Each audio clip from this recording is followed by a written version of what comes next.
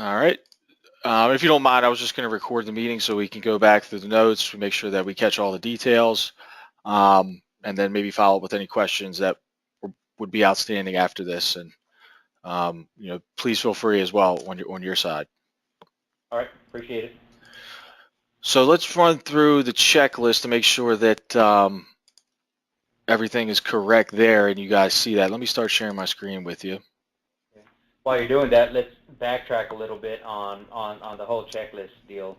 So where we're at is I was trying to figure out the best way to get the checklist done, or the most cost-effective way, I should say, because in order for us to schedule checklists to everybody that conducts checklists, it would require for them to have a level 2 user access, right?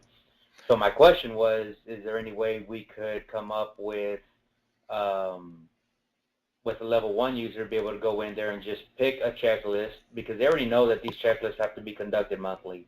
Mm-hmm. They can go in there, pick a checklist from a drop down, and actually conduct the checklist that they're supposed to conduct on a monthly basis.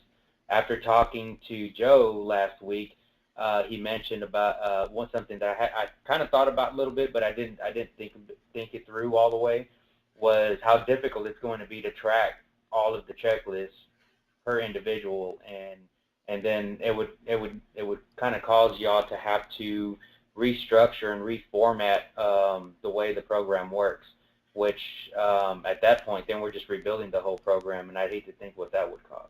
So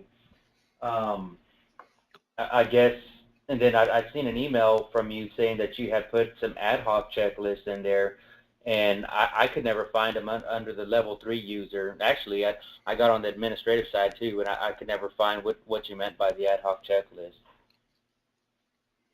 So let's pull up your site, and Gil, I put together some scaled pricing for you in terms of making it cost effective, that we can talk about and see if you can fit in within your budget. But it certainly definitely demonstrates that you can add on more users, and it shows you the discount running down. Then I added in some additional training that we talked about, so I sort of put it together in a nice format that you'll see, and I think I covered pretty much everything we talked about on the last call. But I think that was a good recap that you just had, that you just said. So when you see this proposal and what I put together and on the sheet, then